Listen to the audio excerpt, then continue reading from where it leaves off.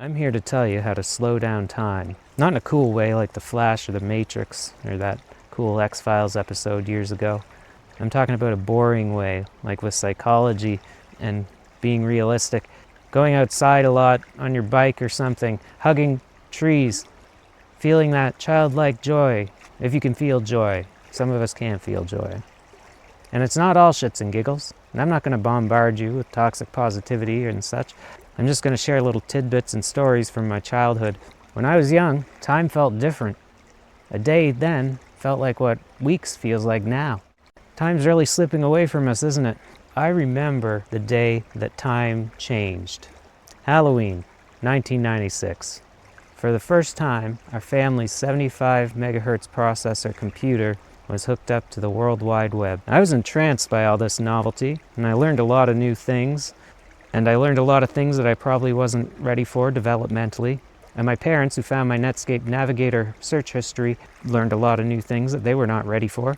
Anyhow, after a while, me and my friends got talking on Internet Relay Chat, IRC, and we started discussing, wow, what's going on here? Time's speeding up or something. I'm sure you felt it too, all these precious moments slipping away. And does it scare you? It probably should scare you, because you're giving all those precious moments to the buffoon on your screen right now. Don't leave. I'm just here helping the algorithm harvest your time. Novelty is the driver for our time perception. More novelty gives us distinct memories and stronger emotions and better, slower perception of time, while thoughtless consumption and routine and stuff like that speeds up our time. We lose our time. And the internet, it's full of novelty, but it's also full of things that make you subject to mindless consumption. So the first type of novelty that I'm going to talk about is the one I'm most concerned about, and that's cheap instant gratification novelty. It's based in consumption. This is fake novelty, really. Unearned chemicals in your brain, TV, drugs, endless scrolling. Speeds up time because it blurs into a routine of endless stimulus and you get sucked into it. But that'll be made more clear by the second type of novelty I want to bring up, and it's based in creativity, not consumption. So it's earned gratification, making things, creating, learning by exploring, that childhood energy. It's like being in the moment or the muse or what have you, Not left all burned out with bloodshot eyes and shame. You're left with joy. It slows down your perception of time and helps you grow as a person.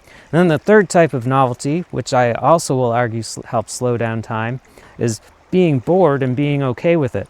It's not a real novelty, I guess, but in our day and age, it is a novelty. Eustress, discipline, introspection, processing your learning. Insert any type of self-help buzzword in here anywhere, And yes, I'm speculating about all of this. I just pulled all this armchair psychology and philosophy out of the air.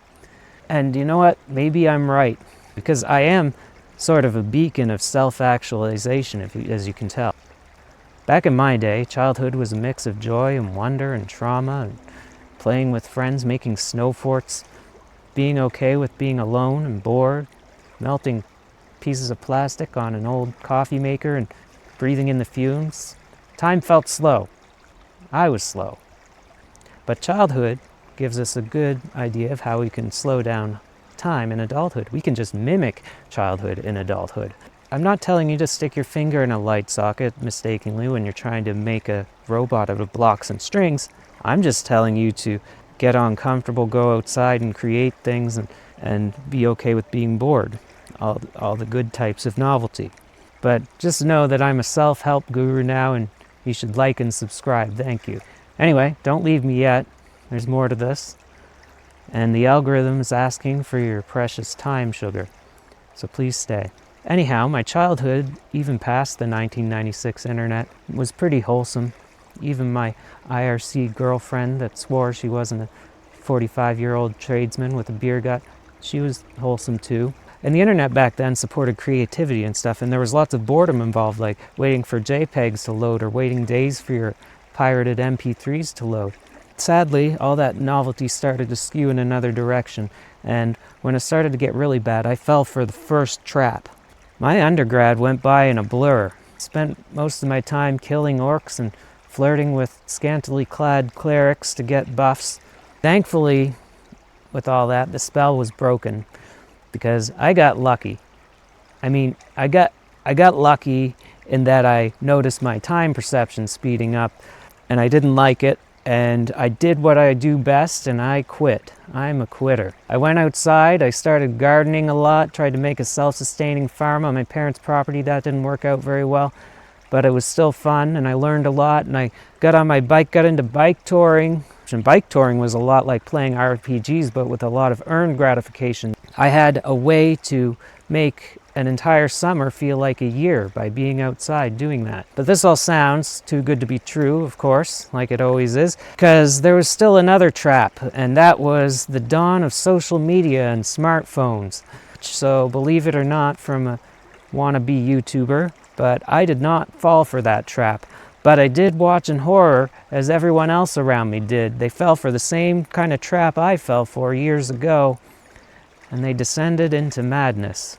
I'd walk into rooms, everyone's staring at their screens, and you're talking to someone mid-conversation, they'll just zone out and look at their phone, and I swear that wasn't all because of my social awkwardness. Anyhow, I'm sure through some sort of karmic debt thing, I'm paying it off right now.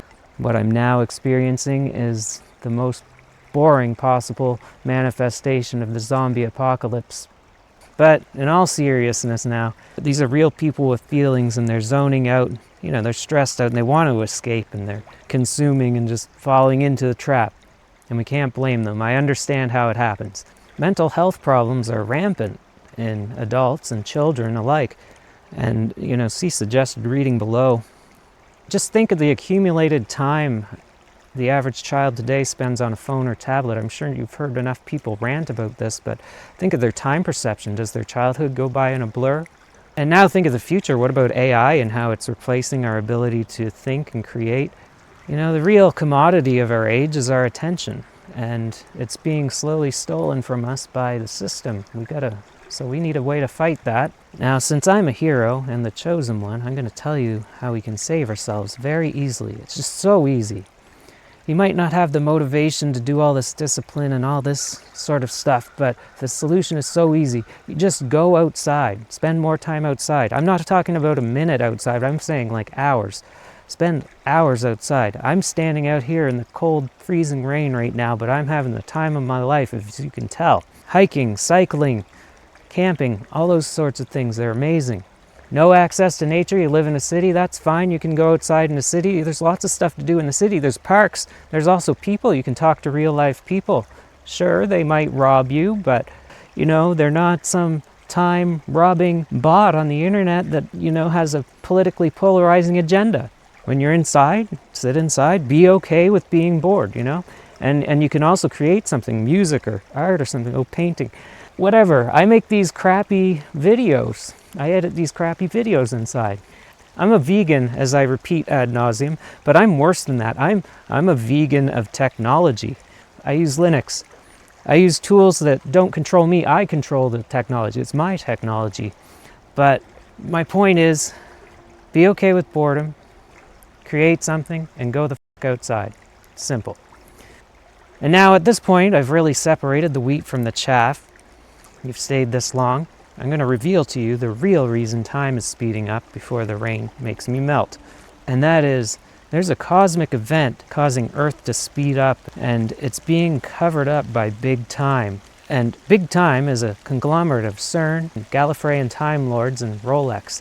And they're all changing the clocks on us secretly. They're also modifying the critical fusion rates of our brains while we're sleeping. And actually, time doesn't even really exist. I don't even really exist. I'm actually a fourth dimensional worm, very confusing fourth dimensional worm that's attached to my mother, who's attached to her mother, etc. And yes, this is why I have mother issues, Samantha.